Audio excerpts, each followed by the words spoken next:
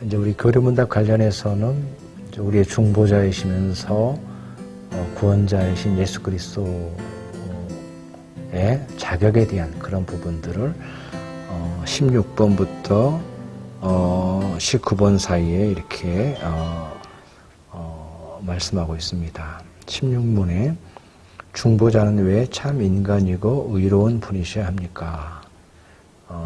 인간이면서 의로우셔야 된다. 이유가 나오죠. 답은 하나님의 의는 죄 지은 인간이 죄값을 치르기를 요구하나 누구든지 죄인인 사람으로서는 다른 사람을 위해 값을 치를 수 없기 때문입니다. 인간의 죄를 그 죄값을 치러야 되는데 그 죄값을 치르는 데 있어서는 그 인간이기 때문에 인간이 그 죄값을 치러야 된다. 그리고 죄 지은 사람은 자격이 없는 거죠.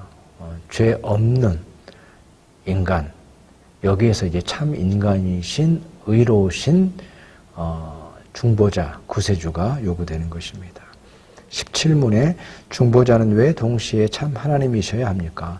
참 인간이면서 참 하나님이시다. 예수님이 누구신가 할 때 이제 이거를 갖다가 조금 신학적으로 좀 안다 그러면 그렇게 딱 자신 있게 얘기하죠.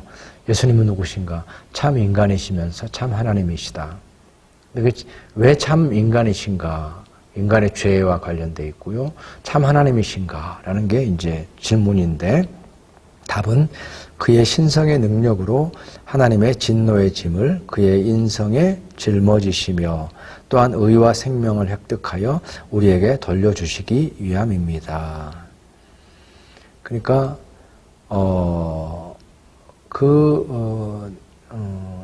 하나님 되심으로 모든 인간의 죄를 감당할 수 있는 능력, 하나님만이 하실 수 있는, 아무리 의로운 인간이라 할지라도 인간의 죄를, 인류의 죄를 감당할 수가 없을 텐데 신성의 능력으로 그 의를 감당할 수 있다는 거예요. 하나님의 그 의의 요구를 인간으로서는 감당할 수 없는데 바로 신성에 의해서 그 죄값을 치르실 수 있다. 그리고 모든 인류를 대신할 수 있다. 이런 의미가 되는 것이거든요.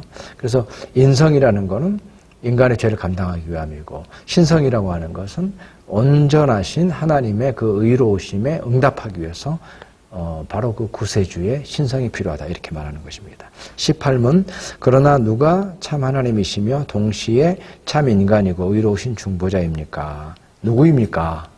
이 질문이죠. 여기서 이제 그 복음의 핵심에 대한 고백이 나옵니다. 답은 우리 주 예수 그리스도 즉 하나님께로서 나와서 우리에게 지혜와 의로움과 거룩함과 구속함이 되시는 분입니다. 이 말씀을 통해서 그렇죠. 하나님께로서 나와서 우리에게 지혜와 의로움과 거룩함과 구속함이 되시는 분. 하나님께로부터 나와서. 그래서 그런 어떤 인간의 발명품도 아니고 인간이 그냥 떠미는 것도 아니고 하나님께로부터 오신 신성을 가지신 온전하신 예수 그리스도를 통해서만이 인간에게 의로움과 거룩함과 구속함의 은총을 주실 수 있다.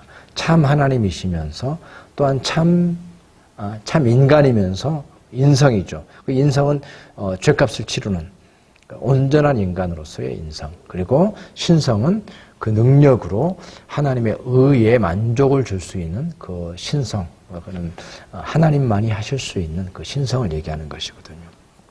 그분은 우리 주 예수 그리스도 뿐이시다라고 얘기하고 있습니다. 19번에 당신은 이것을 어디에서 압니까? 어떻게 알게 됩니까? 이제 예수 그리스도가 구원자라는 거. 왜 예수뿐이지? 또는 예수님께서 구원자라는 근거가 뭐냐라고 물었을 때 이거 중요한 부분이죠. 그것에 대해서 거룩한 복음에 의해서 항상 기준이 이제 말씀으로 돌아가는 거예요. 궁극적인 기준은 말씀밖에 없어요. 그래서 거룩한 복음에서 압니다. 하나님께서는 이 복음을 처음에 낙원에서 친히 계시하셨고 처음 복음 그죠? 그럼 뭐예요? 그 여자의 후손이 뱀의 머리를 물리칠 것이다. 깨트릴 것이다. 라고 하는 그 말씀을 통해서 원시복음이라고 하는 건데, 그 처음에 계시하셨고, 후에는 족장들과 선지자들을 통해서 선포하셨으며, 그러니까는 복음이라는 거는 이제 창세기의 기사, 그 다음에 선지자들의 글, 그렇죠? 또한 율법의 제사들과 다른 의식으로서 예표하셨고, 율법의 제사들, 그 다음에 성막, 다 예수 그리스도의 예표거든요. 그게 신기합니다. 그 부분에 대해서는요. 하나하나가 다 예수 그리스도와 관련되어 있는 것이거든요. 그래서 율법의 제사제도, 양에게 죄를 전가해서 양을 죽이는 6월절 그 어린 양의 피, 다 그게 이제 연결되어 있는 것입니다. 예표하셨고 미리 보여주셨다는 거죠. 마지막에는 그의 독생자를 통해서 완성하셨습니다. 그래서 구약 성경에 다 얘기된 창세기에서부터 시작돼가지고 예견되었던 것들이 결국은 예수 그리스도의 독생자의 이 땅에 오심을 통해서 완성이 되었다라고 하는 것이죠. 그래서 그것이 복음이에요. 그 복음을 통해서 알 수 있다. 예수 그리스도만이 우리의 구속자인 것을 복음을 통해서 알 수 있다라고 그랬는데 복음이 뭐냐? 창세기에서부터 쭉 돼가지고 선지자들의 글과 그 다음에 제사 예식을 통해서 그리고 이 땅에 오신 임마누엘 독생자를 통해서 완성이 된 그 복음을 통해서 우리가 예수 그리스도만이 우리의 구원자인 것을 알 수 있다. 그러니까는 누가 물어볼 때 예수님이 구원자입니다라고 얘기를 하지만 왜 그런가라고 말할 때 인성과 신성이 곁들여서 얘기를 못할 때가 있어요. 그리고 그 다음에 어디에 근거해서 그것이 이루어지냐라고 말할 때에 이런 그 구약의 과정들을 통해서 예수 그리스도를 통해서 완성되었습니다라고 하는 그 부분이 또한 이제 그 얘기가 돼야 되겠죠. 알고는 있는데 근거가 뭐냐라고 얘기할 때 우리가 대답 못할 때가 있잖아요. 근데 바로 그때에 그 복음을 통해서, 그 복음이라는 것은 이러이러해서 예수 그리스도를 통해서 완성된 복음입니다라고 하는 것을 통해서 우리가 얘기할 수가 있게 되는 거죠. 그래서 왜 예수님만이 구원자이신가라고 말할 때에 글쎄 전도할 때 이럴 때는 신성, 인성 이런 것들이 무슨 의미가 있을까 생각이 될 수도 있지만 성경 전체를 통해서 예수 그리스도의 의미를 우리가 이해하는 데 있어서 바로 그 인성의 의미가 무엇인지, 예수 그리스도의 신성의 의미가 무엇인지, 그것이 어떻게 복음에 드러나는지 이런 부분들은 아주 핵심적이고 중요한 그 복음의 진수가 된다고 할 수 있습니다. 그래서 이 부분들을 우리가 잘 정리해서 항상 기억하고 있으면 우리의 평생의 신앙적 자산이 된다. 이렇게 이해하시면 될 것 같습니다. 기도하겠습니다. 하나님 감사합니다. 오늘 또 이 귀한 말씀을 통해서 예수 그리스도의 인성과 신성 그리고 복음에 대해서 생각해 보았습니다. 오직 예수 그리스도만이 유일한 우리의 구세주가 되는 것을 교리를 통해서 다시 한번 확인하게 되었습니다.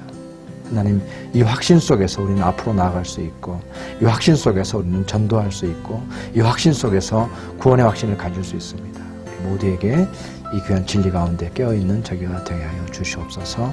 감사하옵고 예수님의 이름으로 기도합니다.